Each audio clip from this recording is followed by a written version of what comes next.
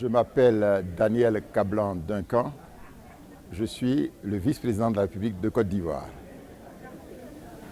Et comme membre du groupe principal du Sahel, c'est quoi votre engagement? Je dois d'abord remercier le groupe LEAD et le secrétaire général des Nations Unies de nous avoir cooptés en tant que membre du groupe LEAD. Je crois que cela traduit la confiance de la communauté internationale depuis notre adhésion au mouvement SUN à Londres en 2013. En tant que nouveau membre du groupe LEAD, je m'engage à travailler pour la nutrition, notamment en ce qui concerne le développement de la petite enfance, pour les 1000 premiers jours de la petite enfance. Et à ce titre, nous allons particulièrement travailler sur le dossier de l'allaitement maternel. Actuellement, nous avons un taux d'allaitement de 23,5%. Nous devons le doubler et le porter à 50% sur la période 2019-2021. C'est un engagement très fort que la Côte d'Ivoire prend.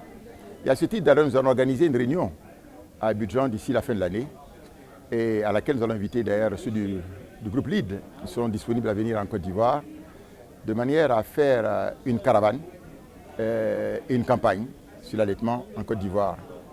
En marge donc de cette rencontre, nous allons faire une rencontre avec les parlementaires parce que ce sont eux qui font les lois. Une fois proposées par le gouvernement, il faut qu'ils soient sensibilisés de manière à permettre leur participation. Le ferons au niveau donc national, mais nous allons organiser un atelier régional, notamment au niveau ouest africain et centrafricain, de manière à ce que cette communauté-là, disons que participe davantage à l'allaitement et surtout au développement de la petite enfance. Ça, c'est le premier engagement que je voulais donc prendre. Le deuxième engagement que je voulais prendre concerne, disons que le développement du centre d'excellence régional pour la lutte contre la faim et la malnutrition. Ça, en abrégé, le CERFAM. Vous savez, à Rome, on avait donc décidé de la mise en place avec le mouvement SUN, avec, disons que le PAM, la mise en place de ce centre à Abidjan, en Côte d'Ivoire, comme il existe un centre, disons qu'en Chine, mais comme il existe aussi un centre au niveau donc, du Brésil.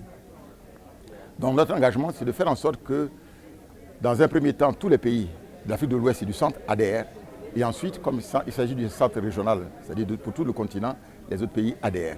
Voilà, madame, un peu donc, les engagements précis et dans les délais donc, que j'ai indiqués qui vont être pris au niveau de la Côte d'Ivoire. Vous m'avez dit que pourquoi la nutrition? Oui, on peut finir. D'accord. Oui. Non, parce que la nutrition est un élément très important de la pauvreté. Après tout, après, disons que la vie, c'est la santé. Et dans la santé, la nutrition joue un rôle très important. On a vu les images vraiment pénibles des enfants décharnés chaque fois qu'il y a des guerres, que ce soit donc ces derniers temps au Yémen, que ce soit donc en Afrique. Donc il faut faire en sorte que ce dossier de la nutrition soit pris à bras le corps par nos États. Parce qu'après tout, le capital humain est la vraie richesse de tous nos pays. Et dans ce capital humain, vous avez l'éducation et la santé. Et dans la santé, la nutrition joue un rôle très important, d'où l'engagement que nous prenons à aller de l'avant. Merci encore une fois.